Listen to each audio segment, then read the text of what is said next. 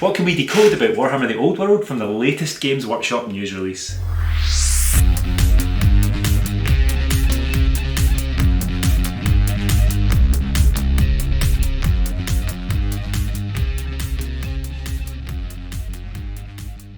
First, if you want news about the news release, here's a link to Always Strikes Back's video on the very subject. Now, I'm going to focus on what we can infer or tell from the text and the photographs about the game itself. First thing I'm going to start with is the chariot base sizes. Now, these look to be 50mm frontage, which is the same size they were in the previous edition.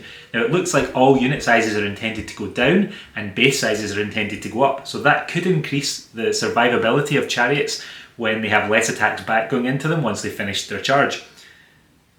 Increased survivability after the initial impact hits are done could mean that chariots become one of this edition's power plays.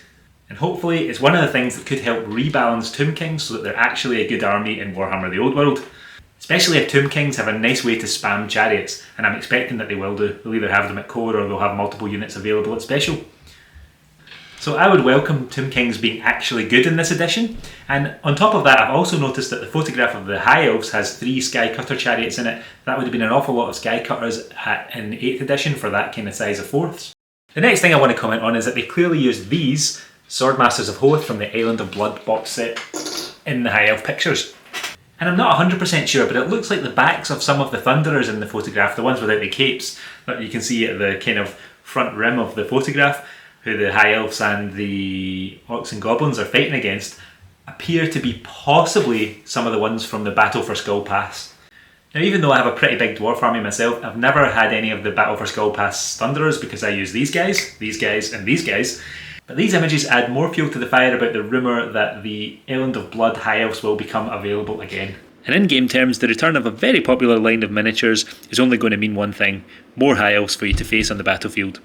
Next, they specifically call out narrative campaigns and supplements. Now, many bad moons ago, Forge World had planned to release an Orc and Goblin invasion sort of WA campaign, and I was waiting for it, but it never materialised. Now, the rumours were that Forge World had started to focus on 30k and 40k, because obviously bolt guns and space marines were shifting units, and the Horus Heresy series definitely sells a lot of books. Now, if there's going to be a lot more of a story-based edge to the game, then perhaps there's going to be a lot less balance. Now, balance is not something that Games Workshop have traditionally been amazing at, so I wonder if this is going to mean that we need a lot of rebalancing in tournament packs for any events that are going to be run.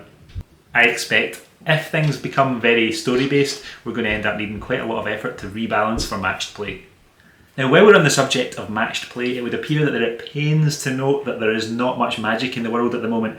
Demons are very rare, and that chaos is generally a low point in the old world. Now, I'm hoping that this is going to mean that the magic phase, or however magic is dealt with in Warhammer the Old World, is going to be far less pivotal than it has been in the previous couple of editions.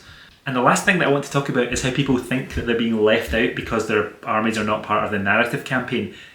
What they've said is that you're not going to get any new miniatures within the first phase of releases. Now, if it's going to be story-based narrative campaigns, they're going to release boxes, and if they sell, they're going to release more boxes, and they will eventually get to all those races. But could it be a bad thing or a good thing that you get rules and no new miniatures? Games Workshop have not said that they will be avoiding releasing the old miniatures for those factions that are being left out. They've just said that they're not going to be a focus, so I don't think we can read too much into it, and I think that they'll be playable with a reasonable set of rules that will be expanded on at a later date. I don't think there's any need for gnashing of teeth and panicking yet. Anyway, thanks for watching today. Like and subscribe and ring the bell 13 times to summon the Horned Rat.